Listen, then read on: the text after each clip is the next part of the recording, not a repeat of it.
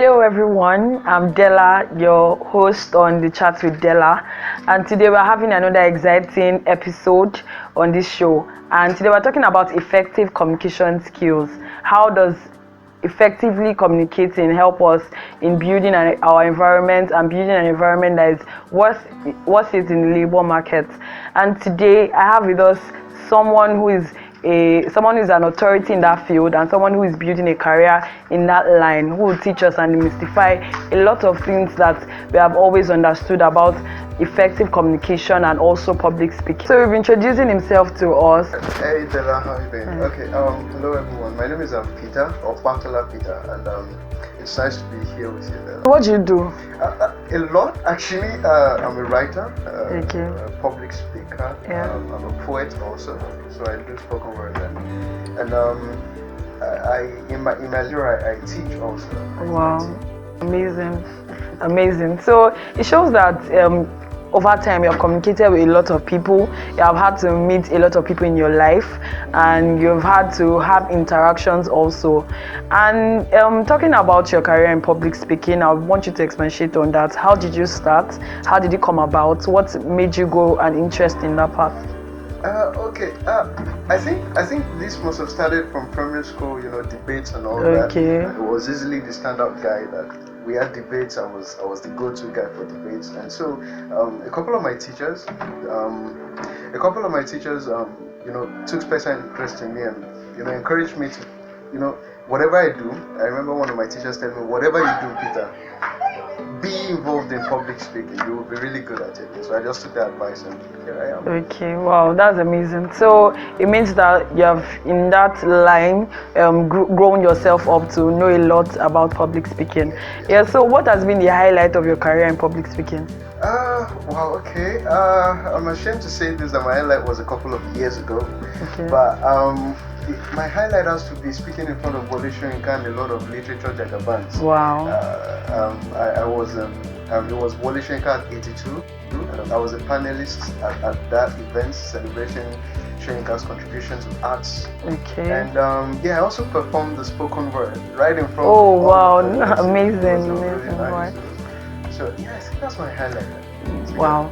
Okay, so what do you think is the use of effective communication in society today? Because we realize that a whole lot of people, having left the university or working even in the labor market, they end up not being able to express themselves or communicate effectively. What do you have to say about that? Yeah, I think it's quite unfortunate that we don't emphasize communication enough. Okay. Because as far as I'm concerned, and this is a result, it's not even just what I say, it's a lot of publications, a lot of research have shown that the effect of it's very important. Communication is very important in every area of our lives. Yes, yeah, and so it's quite unfortunate that our schools don't emphasize communication enough. We emphasize the theory, we don't emphasize how to communicate it. And so we have a lot of first-class graduates that really don't know how to express themselves. True. And that's the tragedy of Nigeria today. That's the tragedy of our educational system. And so I feel that we should emphasize on it more because it's very important. Yeah. As much as this is very, very important, it means that it has to have its disadvantage when it's lacking some, like when a particular sector of people lack this skill.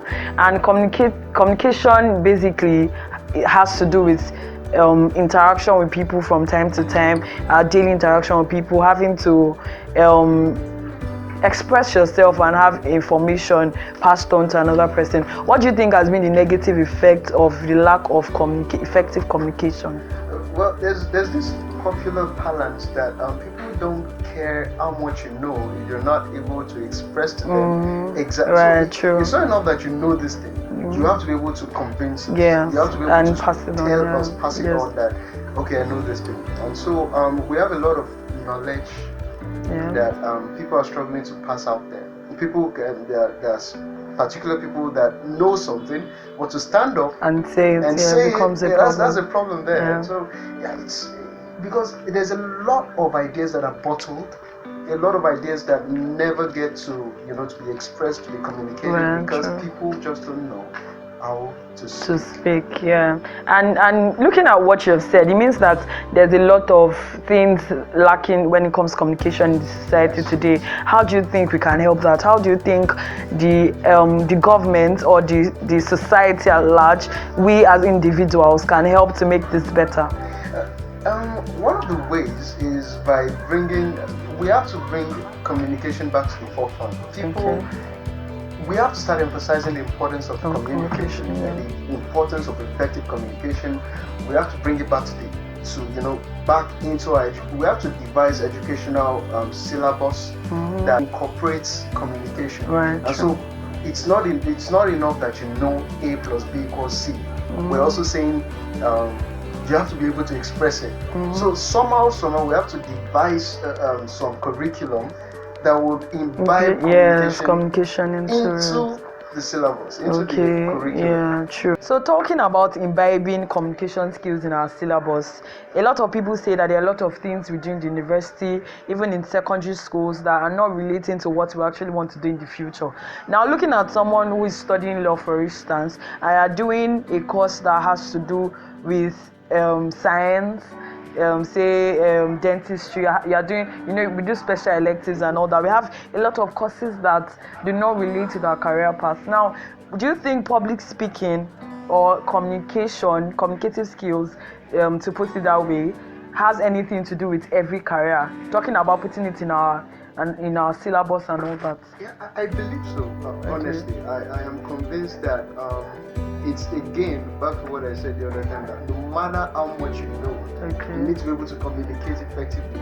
That this is what you know. And so, there are so many relevancies, as you say, but then we have to stop treating communication or communicative skills as another irrelevant skill. Right, true. So I think the first step in achieving that is we have to make people to understand the importance. Again, we are still saying this. It is very, very important. Whatever you want to become, whatever your field of study, whatever your career path, communication is key. Yeah, because at every point in time, we always have to express ourselves. We always have to make interactions with people. Look at, for instance, you go to a conference and you want to give your opinions about things and you're not able to express yourself. I see that happen every time, and then I'm like, okay, what exactly are we doing in schools?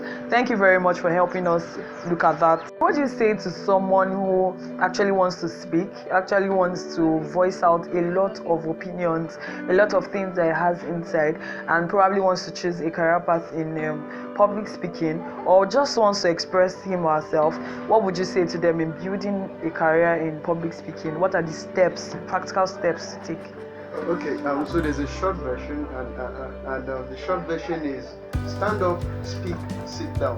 But if we're going to break it down, I think all of us at some point, all of us that, even the people that are really good at speaking now, all of us get to a point where we encounter difficulties expressing ourselves. And what else? I think this is the most important thing, is that you have to just do it. As Nike says, just do it. Yeah, just when you're feeling butterflies, because go on. Speak.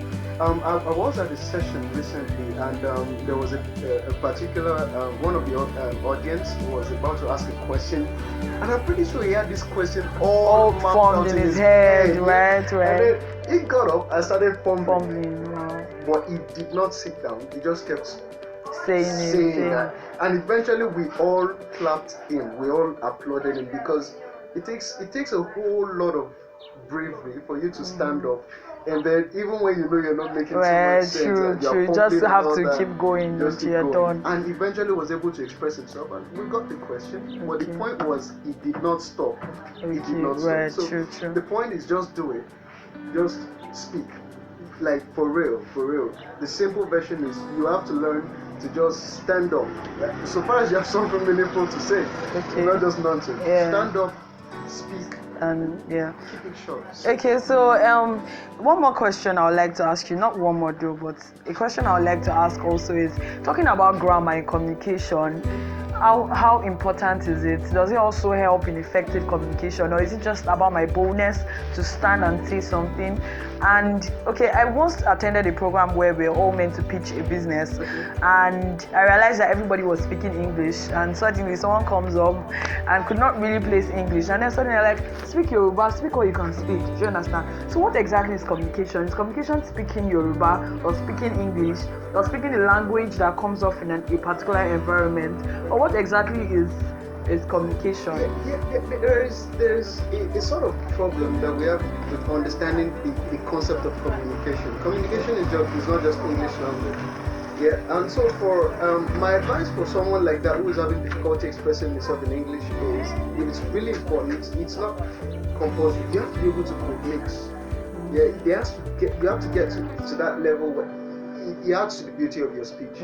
When you're able to speak, switch from. It adds to the beauty of your speech, and so you just have to. So it's not just restricted to English language. Your command of language is whether it's Yoruba, whether it's English language. I often get, when I speak Yoruba, people often get to react like, wow, so you can speak Yoruba like that. If I switch to Yoruba now, you will not believe. Okay, say one. Alright, okay. Alright. So ìgbà tí mo ń bọ̀, mo rí pé àwọn ọ̀kadà tó ń gbèrò fún yẹn 100 naira ló fẹ́ gbà lọ́wọ́ mi, and I told mo sọ fún pé 50 naira ní now. So wow, that's lovely. That's lovely. Really able to do that. And so whether it's English, have confidence in us. Again, sometimes what you're saying is meaningful. Okay, yeah. No matter the language, you need to express yourself. It's not just English language. Oh, great. Okay, so there's this saying that comes up as even if what you're saying is not, how will I put it, is not formed already in grammar, even in your boldness, your fluency. So far you're able to pass the message, then it's communication. What do you have to say about that? So yes, and a bit of no, because when we start teaching people, because I take debate lessons, I teach people debate, how to debate and all the public speaking and all that.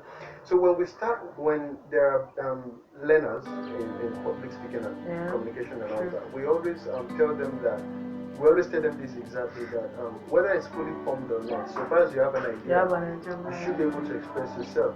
But the only caveat to this is it depends on your audience as well. For instance, if you're in a session where the people that there's a little expectation that you should be able to think on your feet, you should be able to have your questions properly outlined, True. And so when you're in an audience like that, you just cannot risk. So it's a two-way thing actually. So when you're in an audience like that, you cannot risk not having your questions properly formed. What if they time your questions? What if they give you 30 seconds and you can't fumble? Yeah, you just have to write it out. That's true.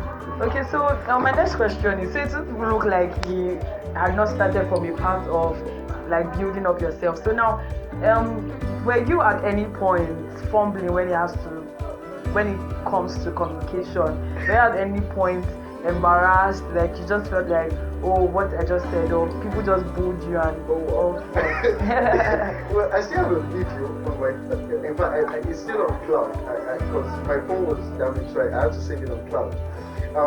It was my first spoken word presentation, and I still remember very well.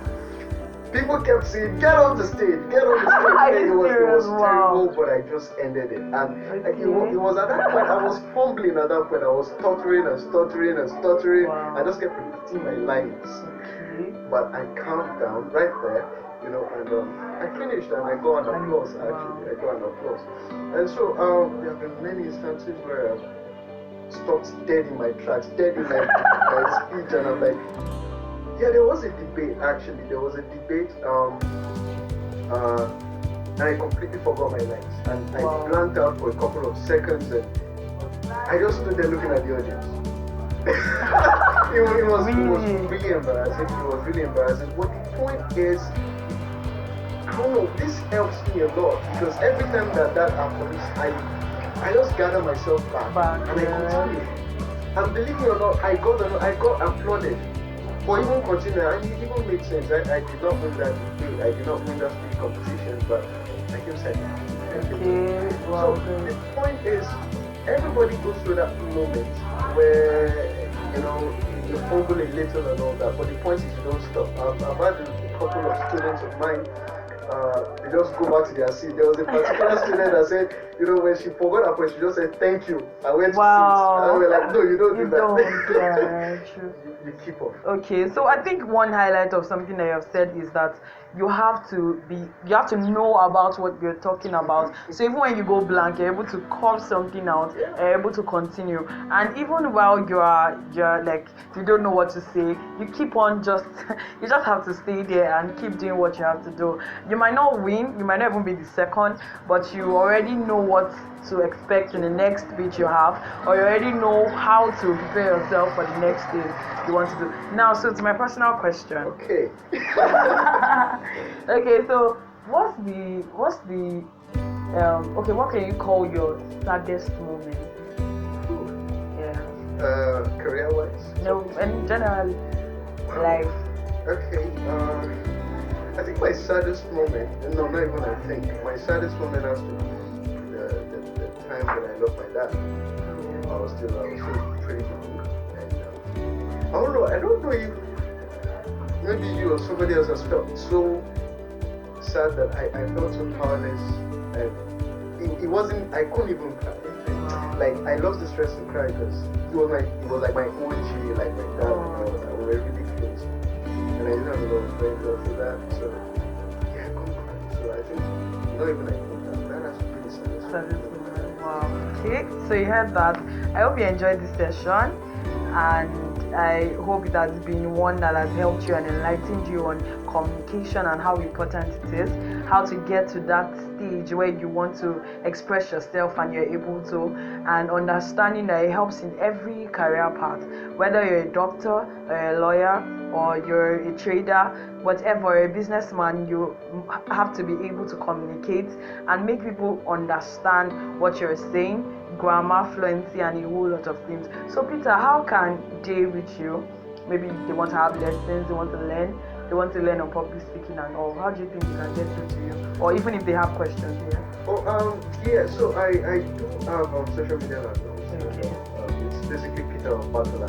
Peter Opatola on Instagram, Peter Opatola on Facebook, Peter Opatola on Twitter, just Peter_Opatola, and you should do it. Okay, thank you very much for your time. Thank you. Make sure you subscribe to this channel down the red button below this video. Just subscribe and you get notification on your notification bar.